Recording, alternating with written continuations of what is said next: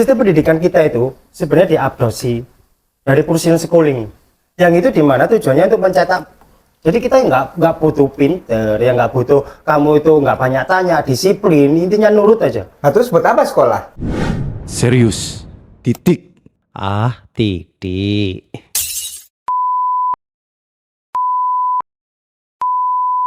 Rek, kalian punya otak nggak sih? Lutit, maksudmu? Maksudnya otak-otak aku nyeruput kopi sampai bonjol kabeh iki. Enggak, maksudku itu gini. Kita ini sekolah 12 tahun kan? Minimal itu 12 tahun. Tapi kita lulus sekolah, kita itu nggak tahu mau ngapain. Kayak sekolah itu nggak guna. Oh, gini bro. Sekolah memang tidak mencetak kita untuk menjadi tenaga ahli. Kok iso kayak ngono? Duh. Gimana penjelasannya gimana? Gini. Jadi perlu penjelasan ini. Oke, sistemnya gini. Sistem pendidikan kita itu sebenarnya diadopsi dari Prussian schooling, yang itu dimana tujuannya untuk mencetak. Jadi kita nggak butuh pinter, ya nggak butuh kamu itu nggak banyak tanya, disiplin, intinya nurut aja. Nah, terus buat apa sekolah? Nah jadi gini, kalian pernah dengar gak sih tentang teori konspirasi? Enggak. Sekarang. Like konspirasi pendidikan sempat dengar, tapi aku pengen ngerti gini. penjelasanmu. Jadi gini, Prussian itu ada hubungannya nanti dengan Prussian schooling tadi. Boleh. Jadi sistem konspirasinya itu dari John D. Rockefeller. Nah, di tahun 1882 itu perusahaan minyaknya John D. Rockefeller sih sebenarnya. Itu lagi berkembang pesat-pesatnya, lagi gede-gedenya. Di mana dia itu membutuhkan banyak sekali pekerja. Nah, tapi kondisi saat itu para masyarakat yang ada di Amerika sana ya, itu satu susah diatur. Yang kedua mereka lebih kecenderungan untuk mandiri, berdikari sendiri dan lain-lain. Sedangkan yang dibutuhkan dia adalah seorang pekerja atau banyak buruh pekerja. Akhirnya manut. Akhirnya dia dengan Andrew Carnegie waktu itu mencari solusi. Borek gitu. Lanjut. Dengerin aku jelasin ini. Dia lagi cari solusi untuk mencetak banyak buruh. Minyak sih. Kita bukan minyak ini. Dia mencari solusi untuk gimana caranya dia bisa mencetak banyak buruh untuk kepentingan dia. Nah, itu yang diadopsi dari Prussian schooling. Iya. Itu tujuannya. Aku pernah dengar sih gitu. Aku pernah dengar. Ya, cuman gini ya, kalau kita untuk saat ini itu kan istilahnya itu kan sebuah bentukan pola pendidikan atau kurikulum lah ya dari zaman yang udah lama banget ini. Tapi untuk saat ini kita udah terlanjur kayak gitu. Kalau untuk mau merubah itu kayak udah telat gitu loh ya. Kecuali apa? Kecuali kalau yang bikin kurikulum itu mau mendengarkan kurikulum dari Seriusity. Gimana? Tapi lu Mas, tiap 5 tahun itu ganti Mas, tiap menteri ganti. Akhirnya ganti terus kurikulum itu. Yang kurikulum apa ya dulu itu? Ya kan. Yang terakhir itu Merdeka. Yang terakhir Ganti cuma 5 tahun sekali. Kalau dibilang ganti mungkin enggak ya, cuma mungkin revisi beberapa. Cuma tetap ini nggak keluar dari sistem itu tadi, nggak keluar dari turunan kurikulum pendidikan kolonial kita itu, yang kita yang untuk mencetak juru tulis dan buruh. Iya sih, maksudnya gini. Gitu. Kalau aku melihat memang kurikulum pendidikan saat ini tuh banyak hal yang harus dipelajari oleh siswa, bahkan mulai SD, TK. Iya, harus calistung itu ya. TK itu wajib calistung, terus SD harus kalau bisa SD itu sudah harus bisa algoritma komputer. Iya kan. Nah, gini, menurut ini kita ini ya kan kita Seriusity kan juga punya pendapat ya tentang mungkin salah satu mungkin bisa jadi ide nanti ya. Jadi kalau menurut kepedulian kita lah pada dunia pendidikan ini yang berpendapat tanpa adanya ahli ya. Kembali lagi ke disclaimer. Jadi kalau menurut kita ya versi Seriusity itu kurikulum di sekolah itu yang pertama itu harus ada pembentukan karakter anak.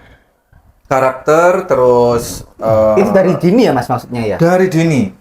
Karakter terus anak itu harus diajari integritas, kejujuran, disiplin. Kalau dulu ada pendidikan budi pekerti, PKN betul. Itu udah nggak ada. Tetapi itu dihilangkan. Itu hanya diajarkan di awal-awal saja, tidak berkelanjutan. Jadi menurut Serius Titik ini ya, Tapi pendidikan kayaknya nggak karakter itu tadi, karakter dan mental itu harus sampai dengan level kuliah pun harus diajarkan. Itu pertama nih. Terus yang kedua itu seorang anak didik harus dibentuk menjadi spesialis. Oke. Itu mulai dini ya, mulai dini. Jadi harus ada dia dilihat bakatnya apa. Misalkan nih bakatnya adalah menyanyi atau dia bakat di bahasa asing. Bentuklah dia, spesialisasikan dia dalam waktu 3 sampai 4 tahun di sekolah dasar itu untuk menjadi benar-benar ahli. Sesuai di dengan situ. passionnya gitu. Betul, sesuai dengan passionnya sampai dia tuh istilahnya oke lah untuk saat ini contoh ini ya. Kita ngomong bahasa Inggris. Kalau bisa anak itu mulai SD sampai sebelum lulus SD, misalkan sampai kelas 5 itu mereka sudah bahasa sehari-hari itu kayak kita ngobrol sekarang itu. Itu yang kedua ya, menurut versi Tapi gini, sorry. Sebelum lebih lanjut lagi.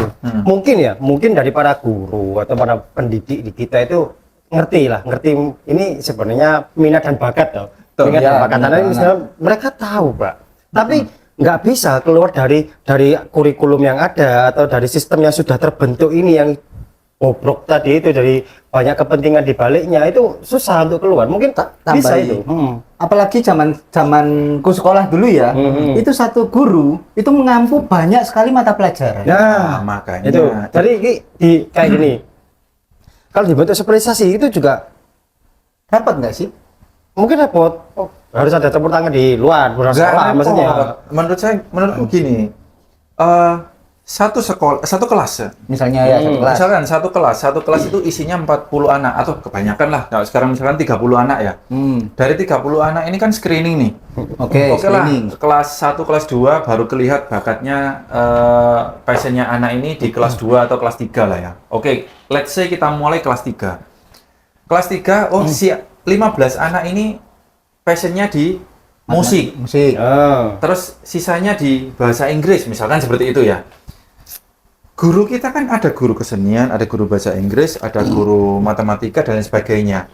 Apa sih repotnya satu guru menghandle 15? Kan nggak 30 anak, menghandle 15 anak didik. Nah, itu akan lebih efektif, Bro. Lebih efektif kita drill anak itu selama 3 sampai 4 tahun sehingga anak itu menjadi anak yang benar-benar fasih di passionnya. Tapi bukannya waktu kuliah kan juga gitu, Mas. 3-4 tahun anak sudah siap untuk melanjutkan ke jenjang berikutnya atau Lebih sesuai dengan pekerjaan jurusannya. sesuai dengan jurusannya. Kan kuliah kan kayak gitu. Kuliah itu juga kayak pabrik, Ben. Kok bisa? Coba lah, kamu kuliah masuk, biaya mahal, kan? Iya, UKT dan Terus kawan-kawan. lain-lain, belajar teori dan lain-lain, yang lulus hanya kasih sembari jasa, yang tujuannya untuk buat kerja di mana sistemnya juga bobrok juga. Nah, makanya gini loh. Jadi nggak ada yang benar-benar spesialis itu. Nggak ada. Gini, aku tadi sebenarnya belum selesai ya. Jadi kan yang kedua tadi kan membentuk orang menjadi spesialis mulai kecil. Nah, yang ketiga itu adalah baru ke pendidikan atau pengetahuan umum yang mungkin nanti implementasinya untuk di dunia pekerjaan, ya kan? Nah, permasalahan saat ini yang kalian sampaikan tadi, ada mahasiswa yang ternyata meskipun sudah spesialisasi di Buktinya gini, kampusnya, banyak banget juga mahasiswa masih nganggur. masih belum mendapatkan pekerjaan. Banyak banget itu. Nah, itu kalau menurutku ya, kembali ke tadi, kita pembentukan mental. Sebenarnya apa sih fungsinya mental, karakter, dan lain sebagainya ini? Anak itu, pada saat dia menyelesaikan jenjang pendidikannya, mereka itu nggak harus jadi pegawai. Kalau memiliki bekal mental yang kuat, mereka bisa berusaha untuk menjadi, oh aku dengan kuliah 4 tahun ini, dengan jurusan ini, aku bisa nih buat wira swasta untuk usaha dan lain sebagainya. Tapi gini, menariknya ya, kuliah dan lain-lain, oke, kuliah kayak ada seakan-akan kita dibuat jadi spesialisasi, jadi gini. Tapi yang ending-endingnya melamar kerjaan apa, kerja di mana, jaga lah ya. Nah, itu sebenarnya tujuan dari konspirasinya itu di situ, Bro. Ya sih. Jadi kita tuh dibuat gini, kita dibuat ketergantungan. Iya, betul. Ketergantungan, aku kayak pernah dengar sih Kak, orang tua kita dulu, lu sekolah di sini nanti biar Iya, kerja. iya, Di Bang. Jadi pegawai. Jadi pegawai beda tinggi. Bahkan sistem itu sudah masuk dalam sebuah mindset orang tua kita. Apalagi di dunia pendidikan, karena dunia pendidikannya juga menunjang itu tadi gitu loh. Tapi ya memang Itu gitu memang sih. tujuannya ya, memang tujuan. Nah, itu tujuan dari konspirasinya si Rockefeller tadi ya, Cemon. Ya, Nah, itu itu di situ aku biar setuju. orang itu jadi buruh, jadi mereka ini loh. Dia nggak butuh orang pinter, Pak. Dia dalam statementnya itu pernah bilang, saya tidak ingin menjadikan bangsaku pintar, tapi aku bikin bangsaku menjadi pekerja. Ya pantas. Kalau sekolah itu kita cuma disuruh ngapalin, kita suruh jawab ulangan, nilai bagus, ranking tinggi, tapi nggak pernah diajarin soal. Menyelesaikan permasalahan hidup. Ya apa ya? Ya wes. Gini loh, sebenarnya kita tuh bukan bangsa yang bodoh sebenarnya. Kita tuh cuma dari kecil, kita dari kecil itu cuma disibukkan dengan hafalan, disibukkan untuk mencari nilai, cari ranking yang baik, terus untuk disibukkan untuk biar nanti kok sekolah sing pinter, engko cek kerja ndek anu pegawai. Kita disibukkan itu semua aja, tapi Akhirnya kan tidak lingkupnya dipersempit. betul. Kita Itu disibukkan untuk itu, tapi tidak pernah kita berpikir kritis dan lain. Itu tujuan konspirasi. Tujuan dari di situ. konspirasi. Konspirasinya Clover itu di situ. Ngeri juga ya. Iya, makanya kalau kita mau keluar dari sistem itu mungkin susah. Tapi bukan berarti nggak bisa gitu loh. Tapi kalau kita melawan sistem yang masif, yang sudah tersebar ini, yang sudah mungkin ini ratusan tahun kalau dari cover dari itu nggak hanya di Indonesia, di luar negeri, makanya banyak juga sekolah-sekolah swasta yang di mana itu lebih kompatibel gitu loh, lebih keren. Makanya kan kurikulum Serius Titik kan layak dipertimbangkan. Iya, kayaknya ini pendidikan budi pekerti perlu diadakan lagi. Tapi jatuhnya sekolah itu penting nggak sih? Ya gini, Ya, sekolah itu penting nggak sih? Menurutmu gimana? ya sekolah itu penting. Pertama kan sekolah itu kan, kecuali kamu ini ya privat sekolah. Sekolah itu untuk kamu dapat teman. Oke, seperti kalian-kalian ini. Ini salah satu kalau kamu dapat teman kayak kita ya. Terus. Itu sekolahmu itu benar-benar berguna. Ini sekolah itu penting. Ya oke lah, kamu nambah knowledge, kemudian nambah networking. Tapi kamu mulai sekarang atau mungkin generasi Enggak lah, yang sebelum ini gini. ya, Jangan kamu, karena kita sudah gak sekolah. kamu kan nanti Kamu ada mereka kamu. ya, kamu mereka. Jadi gini, Kamu kalian gini aja, teman-teman. kalian. Ya kan? Ya kalian. Heeh. Ulangi, kalian. Zero loh, kalian. Iya. Sekolah itu penting, tapi belajarlah yang tidak diajarkan di sistem saat ini. Contoh Jadi belajar untuk pengembangan diri mungkin sesuai dengan passion. passionmu jangan kayak aku banget ya. Passionmu jangan sampai mati gara-gara kamu harus menyelesaikan banyak persoalan akademis, matematika, cuma sekedar bla bla bla bla, banyak sekali tugasnya. Eh. Tapi kamu sampai akhirnya passionmu itu redup dan karena jangan, sangat sayang ya, sekali. tapi karena dalam sistem pendidikan sendiri itu lebih ditekankan untuk hafalan, mencari nilai dan lain-lain. Nah, Tapi gini, yang dilupakan adalah hidup itu kan nggak cuma sekedar mencari nilai dan ranking, tapi juga soal nalar gitu. Makanya itu memang saat ini kan memang terlalu bias banget kan? Karena terlalu banyak yang Jadi kayaknya yang juga diajarkan. dari mungkin ya juga orang tua itu ini apa lebih tahu passion anak-anaknya. Mungkin kalau generasi yang mungkin masih sekolah dasar dan ini, jadi tidak hanya dari sekolah tapi juga passionnya anak jangan sampai mati di les kursusan musik dan lain-lain. Oke, kayak gitu. orang tua juga ini. Tapi kan sekarang kita kan ngomongnya pendidikan ya. Iya. Orang tua membantu juga untuk mengamati anak, tapi lingkungan belajar mereka, waktu belajar mereka itu banyak di sekolah. Ya. Ya, Ya, mungkin kita- kami kan dari Serius Titik ini minta lah, maksudnya ke Ditambahkan dalam para kurikulum. para pendidik. Nanti kalau 5 tahun lagi mau revisi bisa dipertimbangkan lah pendapat kita. ya. Mengamati banget anak-anak didik itu sebenarnya mereka punya passion apa. Doronglah mereka itu passionnya, misalkan di musik, ya udah kasih aja musik, dia sukanya gitaran yang banyak gitu Biar kan. kita out system. Ya, sistem yang sudah ada dan kalau jauh- sistem dengan jauh sistem sekarang jadi itu lebih mungkin pintar. kita Susah ya. susah kali ya. Ya, Tapi minimal nggak keluar dari out Nggak, gini. system tapi pendapat kita ini dipertimbangkan untuk kurikulum berikutnya. Seperti yang tak sampaikan tadi, belajar yang tidak diajarkan di sistem. Iya, iya, Tujuannya benar, itu. Kalau aku bisa ambil penarikan, Penarikan apa? Tunai? penarikan Penarikan di ATM?